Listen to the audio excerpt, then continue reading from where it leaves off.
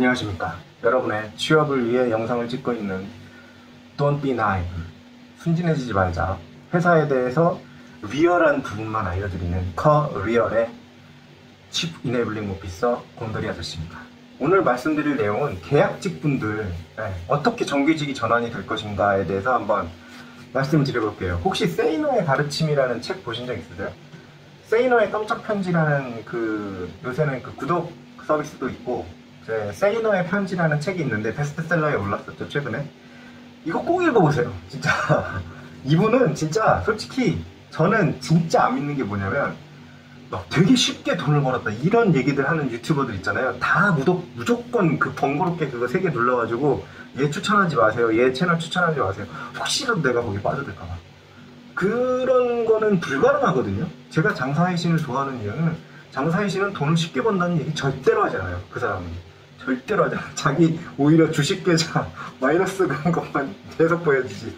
그게 뭐냐면은 저는 그분이 가르침을 주고 있다고 생각해요. 쉽게 버는 돈은 쉽게 나가요. 그건 진짜 팩트예요. 진짜 저는 그거 봤어요, 실제로. 저희 가족 중에 하나가. 제 되게 가까운 가족은 아니었고, 어쨌든 쉽게 번 돈은 쉽게 나가고, 어렵게 번 돈이 어렵게 어렵게 번 돈도 쉽게 나갈 수는 있는데, 돈이 그렇게 쉽게 벌리는 게 아니에요. 사람들이 바보가 아니에요. 그러니까 근데 그 중에 이제 세이노도 굉장히 저는 솔직히 되게 존경하는 게, 이분도 돈 쉽게 번다 이런 얘기는 무조건 사기라고 그래요. 저는 그 완전 동의. 쉽게 돈 번다는 말을 함으로써 돈을 버는 사람들이에요.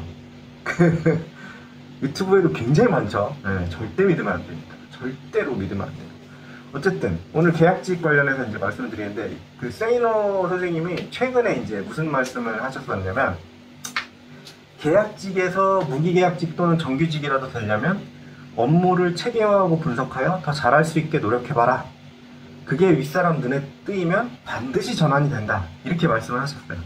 저는 솔직히 세이노 형님 진짜 또 리스펙하는 게, 이 형님은 계약직이 없대, 자기 회사에. 나는 솔직히 저는 만약에 회사를 만들면 계약직 없이 운영하고 싶어요. 그냥 정규직으로만 다 뽑고, 그러니까 정규직으로 뽑아도 3개월 정도는 그 사람을 보면서 판단을 할 수 있거든요. 3개월 내에 만약에 중대한 하자가 있으면 큰 잡음 없이 이 사람을 보낼 수 있어요. 내보낼 수 있어요. 그러니까 세이노 형님은 그거를 최대한 활용해서 3개월 내에 이 사람이 큰 문제가 없으면 계속 정규직으로 전환을 해버린 거예요. 정규직으로 뽑은 거지, 사람을. 왜냐면 솔직히 정규직이, 그러니까 비정규직이 돈을 아끼는 것 같지만 회사 입장에서도 저는 그렇게 큰 이득이라고 생각하지 않아요. 왜냐면 이게 돈 조금 때문에 이 사람이 2년 정도, 그러니까 1년 정도, 제가 알기로는 한 1년 정도 조금 넘어서부터 진짜 똑똑한 분들은 이직을 준비를 해요. 그러면 그게 일이 손에 잡히나. 그러면 회사 입장에서도 솔직히 손해거든요. 그렇잖아요. 자기 일 꾸준하게 할 수 있게 서로 손해. 그리고 정규직이 됐다고 해서 이 사람이 사고 크게 치면 못 자르냐? 아이고, 우리나라 기업들을 무슨 서로 삐로 보는 것도 아니고 쉽게 잘라낼 수 있습니다. 그러니까 저는 솔직히 비정규직이라는 제도 자체가 회사한테도 크게 좋은 제도는 아니라고 생각을 하는데, 어쨌든 이분의 논지는 그거잖아요. 진짜 열심히 빡세게 하면 비정규직에서 정규직으로 전환을 시켜주더라 라는 얘기였는데, 저는 사실은 제 주변에도 저도 예전에 회사에서 비정규직 분들하고 되게 좀 친했어요. 그러니까 비정규직 분들이 비서분들 이런 분들인데, 제가 하도 임원이랑 이렇게 부대끼기를 많이 하니까 비서분들한테 잘 보여야 되기도 하고, 또 비서분들도 너무 좀 안타깝기도 하고, 좀 그래서 좀 얘기도 많이 하고 그랬는데, 실제로 저도 사실은 이런 방법으로 정규직 전환된 케이스를 두 번이나 봤어요.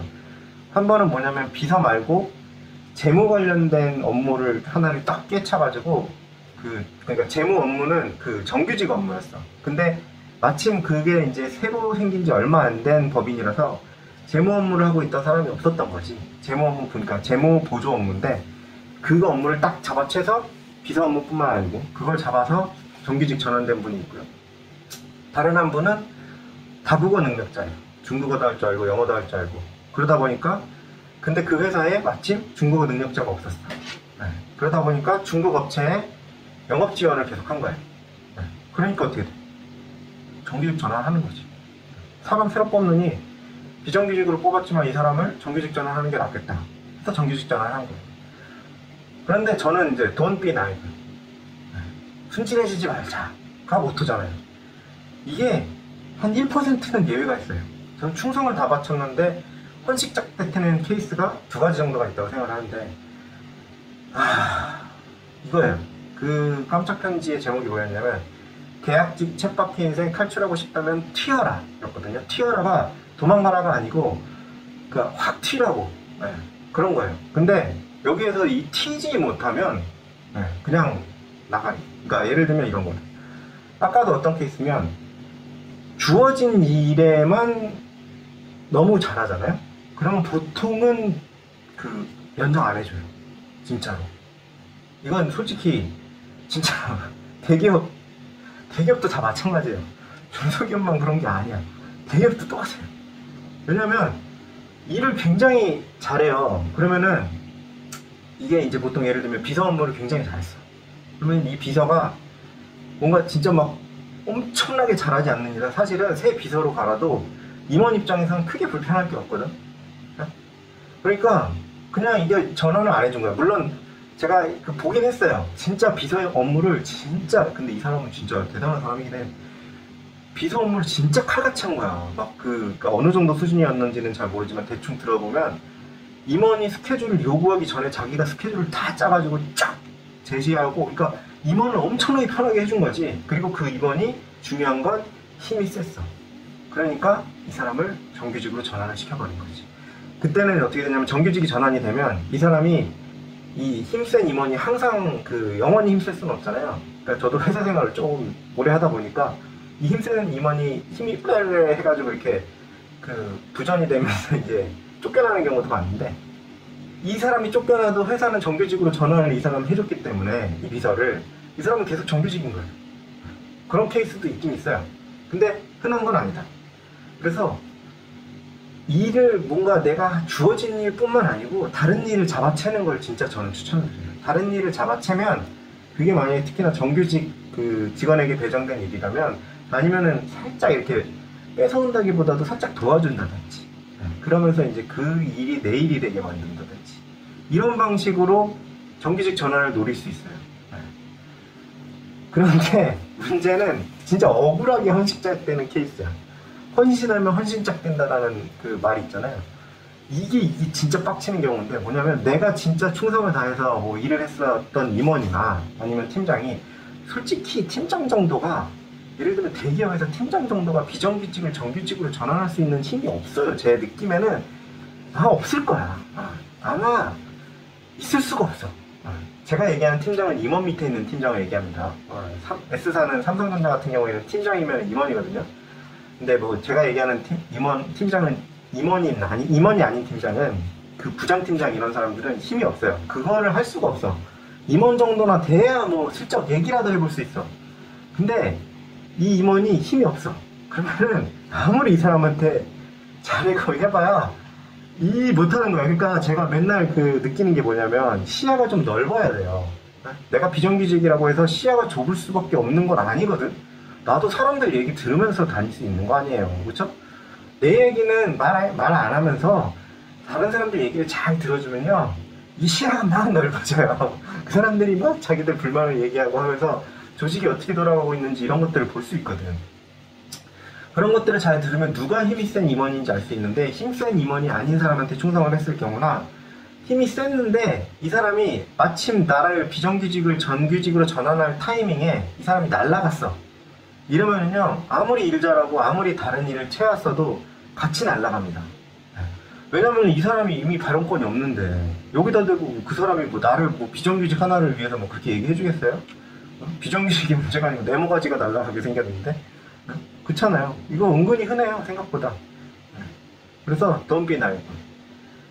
만약에 여러분들이 정규직으로 전환이 되고 싶으시면 진짜 내가 열심히 하는 것도 중요하고 다른 일을 잡아채는 것도 중요하고 힘센 임원 밑에 있는 것도 중요한데, 요는 사실은 저는 비정규직은 그 진짜 몇 번 안 해봤어요, 제가 컨설팅을. 왜냐면 저는 되게 비쌌기 때문에 이 비정규직 자리를 잡으려고 저한테까지 하는 경우가 많진 않아. 그런데 이제 그 무기계약직 전환 조건 막 이런 것들은 좀 몇 번 들어왔었거든요. 근데 무슨 말씀을 드렸냐면 입사를 하시자마자 정규직을 전환을 너무 기대하지 말고 조직한테, 조직은요 굉장히 보수적이에요. 어느 조직이나 다 마찬가지야. 중소기업 뭐 5명짜리 조직 뭐 되게 자유로울 것 같죠? 얄짤없어요. 사람이 조직이 되는 순간 리지돼질 수밖에 없어. 그 리지돼지지 않는 조직은 다 방해해요 보통. 그리고 그러니까 들어가자마자 어떤 생각을 해야 되냐면 여긴 되게 보수적이고 내가 비정규직으로 뽑힌 이상 정규직으로 안 될 가능성도 훨씬 높다. 그걸 감안하시고 이직을 준비하셔야 돼요. 정규직으로 나를 뽑아줄 사람. 그리고 세상 넓고요. 회사 졸라 많아요. 그 많은 회사 중에 여러분들 정규직으로 뽑아줄 회사 반드시 있습니다. 내 장담하는데 반드시 있어. 있을 수밖에 없어. 회사가 이렇게 많은데? 그러니까 여러분들 너무 지금 회사에 기대하지 마시고 또 너무 실망하지 마시고 너무 여기다가 막 피를 다 쏟아붓지 마시고 준비를 하세요. 저는 솔직히 6개월 정도 지나서 좀 한 적응이 됐다 싶으면 그때부터 준비해야 된다고 생각해.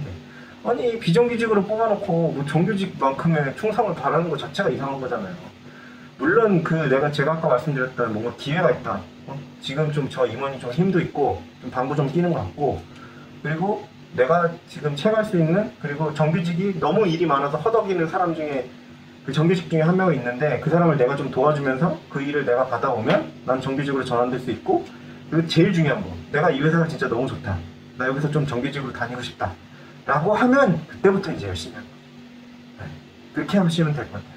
그럼 오늘은 비정규직에서 정규직으로 되는 방법에 대해서 한번 말씀을 드려봤고요. 제 말이 항상 맞진 않기 때문에 너 이 새끼 이거 틀렸어 라고 얘기해서 생각을 하신다면 댓글 좀 부탁드립니다. 좋아요도 조금 도움이 되셨으면 좋아요 좀 부탁드립니다. 감사합니다.